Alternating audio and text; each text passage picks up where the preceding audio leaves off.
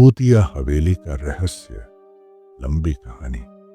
राजस्थान के एक छोटे से गांव में एक पुरानी हवेली खड़ी थी।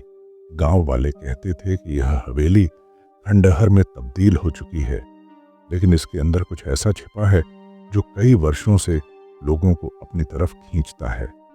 हवेली की दीवारों पर कभी सफेदी थी, लेकिन अब वह काली हो गई थी और अंदर का वातावरण बेहद डरावना था। कई लोगों ने कोशिश की थी इस हवेली में रात बिताने की, लेकिन कोई भी वापस नहीं लौटा। यह कहानी यहाँ के बुजुर्गों की जुबान से सुनने को मिलती थी। हवेली के बारे में जो भी जानता था उसे पता था कि जो एक बार इस हवेली में जाता वह कभी नहीं लौटता। रवि, जो एक यूट्यूबर था, और उसके दो दोस्त अर्जुन और संजय हमेशा से ऐसे खौफनाक जगहों पर जाने की योजना बनाते थे। वे खतरनाक घटनाओं की वीडियो बनाते थे और यूट्यूब पर पोस्ट करते थे। रवि को इस हवेली के बारे में बहुत सारी कहानियां सुनने को मिली थीं, लेकिन उसे यह सब महज अफवाहें लगती थी। उसने सोचा, अगर मैं इस हवेली की सच्चाई जान लूं तो यह मेरी यूट्यूब चैनल के लिए एक बड़ी हिट हो सकती है। तीनों दोस्त एक शाम हवेली की ओर बढ़े। गांव के लोग उन्हें मना करते रहे, लेकिन वे नहीं रुके। हवेली के पास पहुंचते ही उनका मन अजीब सा हो गया। हवेली बहुत पुरानी थी और उसका दरवाजा टूटा हुआ था।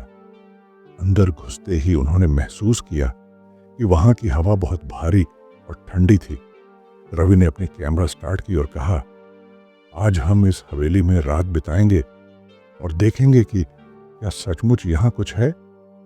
हवेली के अंदर गहरी चुप्पी थी, जैसे कुछ भी हिलता डुलता नहीं। तीनों दोस्त धीरे धीरे भीतर बढ़े। हर कदम पर उन्हें लगता था जैसे कोई उन पर नजर रख रहा हो। हवेली की दीवारें टूटी हुई थीं और वहां की लाइटें भी नहीं जल रही थीं। संजय को लगा कि कुछ गड़बड़ है, लेकिन रवि ने उसे हिम्मत दी और कहा, कुछ नहीं होगा, बस डर की वजह से ऐसा लग रहा है। रात का समय था और तीनों दोस्त एक बड़े कमरे में बैठकर बातें कर रहे थे। अचानक अर्जुन ने सुनी एक अजीब सी आवाज। पहले तो वह आवाज हल्की सी थी, लेकिन फिर वह तेज होती गई। यह कोई फुसफुसाहट जैसी आवाज थी। अर्जुन का दिल तेजी से धड़कने लगा। वह डरते हुए कमरे से बाहर आया और कहा, कभी कुछ सुना? रवि और संजय ने सुनी तो नहीं, लेकिन अर्जुन का चेहरा देखकर उन्हें समझ आ गया कि कुछ तो गड़बड़ है। अभी अचानक हवेली के अंदर एक दरवाजा खुद ब खुद खुल गया। संजय ने कहा, यह तो पक्का कोई हिडन कैमरा है, लेकिन रवि और अर्जुन को यकीन था कि कोई छिपा नहीं था। तीनों दोस्त हवेली के एक पुराने कमरे में गए, जहां दीवारों पर पुराने चित्र लटके हुए थे। कमरे के एक कोने में एक पुरानी लकड़ी की अलमारी पड़ी थी। संजय ने हिम्मत जुटाई और अलमारी खोली। अंदर एक पुरानी डायरी मिली, जिसके पन्ने सड़े हुए थे। रवि ने उसे खोलने की कोशिश की और पाया कि उसमें लिखा था, यह हवेली किसी इंसान की नहीं, बल्कि आत्माओं की है। जो यहाँ आएगा वह यहाँ का हिस्सा बन जाएगा। मैं जानता हूं कि मैं यहाँ नहीं आ सकता, लेकिन अगर तुम यह पढ़ रहे हो तो जान लो कि तुम भी यहाँ कभी नहीं जा पाओगे। रवि ने यह पढ़ते हुए कहा, यह तो कोई बेवकूफी लगती है, लेकिन फिर भी कुछ तो है जो इन पन्नों में लिखा है। जैसे ही तीनों ने डायरी को छोड़ने का फैसला किया, कमरे की खिड़की अपने आप खुल गई। हवा बहुत तेज हो गई और कमरे की दीवारों पर अजीब सी आवाजें आने लगीं। अचानक कमरे में अंधेरा हो गया और सब कुछ शांत हो गया। तभी कमरे में एक साया दिखा। उसकी आंखों में आग की लपटें थीं और वह धीरे धीरे उनकी तरफ बढ़ने लगा। अर्जुन ने चीखते हुए कहा, यह क्या है? और तीनों दोस्त घबराकर कमरे से बाहर भागने लगे, लेकिन जब वे दरवाजे तक पहुंचे तो दरवाजा बंद हो गया। अब वे उस कमरे में कैद हो गए थे।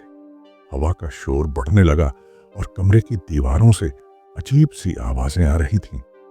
साया उनके पास आया और कहा, तुम सबको मेरी तरह यहीं रहना होगा।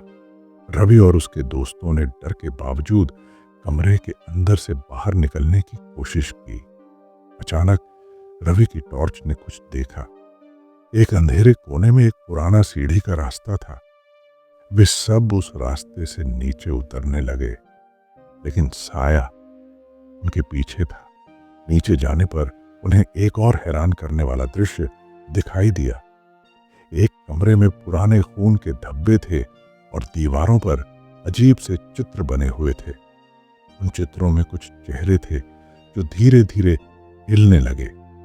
रवि ने समझा कि यह कुछ और नहीं बल्कि उस हवेली की आत्माओं के प्रेत थे। अंत में वे किसी तरह खिड़की से बाहर कूदे और गांव की ओर भागे। उनकी सांसें तेज हो रही थीं, लेकिन अचानक हवेली से फिर से एक डरावनी हंसी सुनाई दी। गांव में लौटने के बाद रवि ने अपना कैमरा चेक किया, लेकिन उसमें किसी भी घटना का रिकॉर्ड नहीं था। कैमरा खाली था। क्या यह सब सच में हुआ था या फिर यह एक भ्रम था? रवि और उसके दोस्तों ने अपने अनुभव को किसी से नहीं बताया, क्योंकि वे खुद भी नहीं जानते थे कि क्या हुआ था। लेकिन एक बात जो वे जान गए थे, हवेली की आत्माएं उन्हें कभी छोड़ने नहीं वाली थीं। आज भी हवेली के पास जाने की कोई हिम्मत नहीं करता। रात के समय वहां से किसी की चीखने की आवाजें आती हैं और शायद कोई अगला शिकार उस हवेली का हिस्सा बन जाए।